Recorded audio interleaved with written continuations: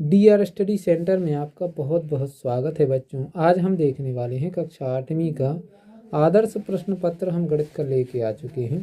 तो ये 4 आदर्श प्रश्न पत्र हमने सभी सब्जेक्ट के प्रोवाइड किए हुए हैं। तो ये चारों सेट बहुत अच्छे से आपको पढ़ना है और इसके अलावा भी पूरी परीक्षा अध्ययन इस चैनल पर मिल जाएगी। तो आपको जो जिस भी क्वेश्चन में डाउट रहेगा कमेंट कीजिएगा, हम आपको समझा देंगे।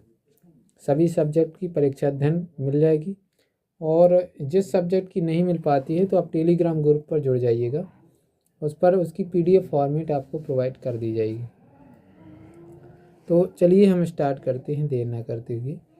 सबसे पहले आप यहाँ पर देखेंगे कि आपको 2 घंटे 30 मिनट का टाइम मिलेगा पेपर देने के लिए।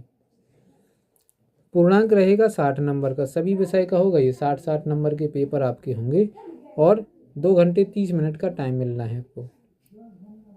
सबसे पहले जो पूछे जाना है आपके वो है वैकल्पिक क्वेश्चन। 5 वैकल्पिक क्वेश्चन पूछे जाएंगे, इसके बाद 5 रिक्त स्थान और फिर 2-2 नंबर के, फिर 3-3 नंबर के, ऐसे आगे पूछे जाएंगे जैसा कि इस पेपर में आपको दिए गए हैं। जैसा कि पहला प्रश्न पूछा है 1/2 की समतुल्य परिमेय संख्या है, तो इसके समतुल्य है ना। समतुल्य का अर्थ होता है कि ऐसी कोई संख्या जिसके अंश और हर में एक ही समान संख्या से या तो गुणा करें या भाग करें, तो जो संख्या मिलेगी वह उसकी समतुल्य संख्या कहलाएगी। तो जैसे हम 2/3 में 2/2 से गुणा करें तो ऊपर बन जाएगा 2 दूनी 4 और नीचे 2 ती 6, 2 दूनी 4 और 2 ती 6। ऑप्शन नंबर ए इसका सी सही हो जाएगा। ठीक, 2 दूनी 4 और 2 ती 6, तो ऑप्शन नंबर आपके सी में ही दिया है ये चीज़। फिर इसके बाद दूसरा दिया है 2 संख्याओं का योग 16/7 है। यदि एक संख्या 11/7 है तो दूसरी संख्या कौन सी होगी। तो इसको लगाना है ना। 2 संख्याओं का योग कितना है 16/7 और एक संख्या कितनी है 1/7, सॉरी 11/7। तो 16 में से 11 घटाएंगे तो कितना बचेगा 5, तो 5/7 इसका सही जवाब हो जाएगा, ऑप्शन नंबर सी। ठीक, इस प्रकार से आपको लगाने हैं। फिर आगे की तरफ चलते हैं। तो इसमें तीसरा क्वेश्चन है एक पांसे को फेंका जाता है, 2 आने की प्रायिकता क्या होगी। तो जैसे पांसा है तो पांसे पर टोटल 6 फलकें होती हैं। तो अनुकूल परिणाम है ना सबसे पहले ऊपर लिखते हैं और कुल परिणाम नीचे लिखे जाते हैं। तो अनुकूल परिणाम है केवल 1, क्योंकि 2 केवल एक बार आ सकता है, और जबकि कुल परिणाम 6 फलके हैं तो 6 तक आ सकते हैं। 1 आ सकता है, 2 आ सकता है, 3 है ना। तो ऐसे कितने परिणाम होंगे, कुल 6 परिणाम होंगे क्योंकि आने की संभावना है जिनकी। तो 1/6 इसका सही जवाब हो जाएगा, ऑप्शन ए। एक मेज का अंकित मूल्य 1200 रुपये है और इस पर बट्टा 8% है, तो मेज का विक्रय मूल्य क्या है। तो मेज का विक्रय मूल्य पूछा है, 12, अंकित मूल्य कितना है 1200 रुपये और बट्टा दे रहा वो कितना 8%। तो इसका 1200 का 8% निकाल लीजिए। अब 1200 गुणा 8/100, 2 जीरो से 2 जीरो कैंसिल हो जाएंगे। 12 96 रुपये की वो छूट दे रहा। टोटल 1200 रुपये में थी और 96 रुपये कम कर देगा इसमें, तो 1200 माइनस 96 हो जाएगा। 10 में से 6 गई 4 और यह 9 में से 9 जीरो, तो 1104 रुपये की वो चीज़ पड़ जाएगी। तो इस ऑप्शन नंबर आपकी बी में दिया गया है। ठीक, ये वाला। फिर इसके बाद है 5वां वैकल्पिक प्रश्न। तो इसमें देखिए किसी भी संख्या की घात यदि 0 होती है तो उसका मान हमेशा 1 होता है। तो 1 की घात 0 है इसका मान 1, 2 की घात 0 है इसका मान 1, 3 की घात 0 है इसका मान 1।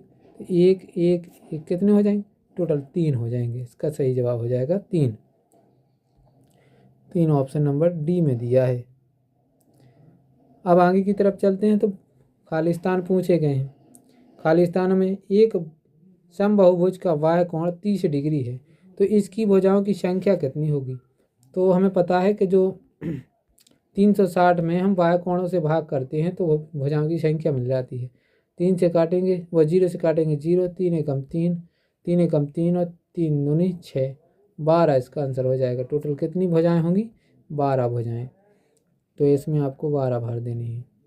फिर 6 या 5 अंकों वाली संख्या के वर्गमूल में अंकों की संख्या खालिस्तान होगी। तो 6 और 5 अंकों वाली यदि कोई संख्या है तो उसके जो वर्गमूल में अंकों की संख्या होगी वो इसके आधे के बराबर होंगी, है ना। तो 5 का आधा तो 2.5 होता है, तो 2.5 हो नहीं सकती, तो 6 का आधा कितना है 3, तो इसका जो सही जवाब होगा 3। ठीक, फिर इसके बाद आगे की तरफ चलते हैं। ये देखिए 8वां प्रश्न दिया है। 8वें प्रश्न में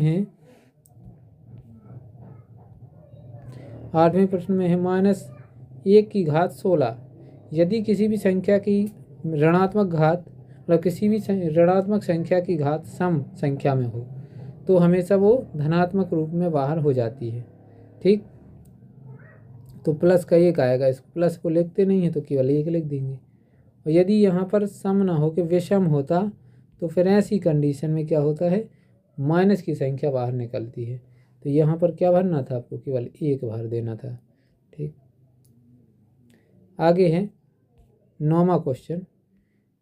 जीएसटी माल और खालिस्तान का संक्षिप्त रूप है। माल और सेवा कर का संक्षिप्त रूप है ना।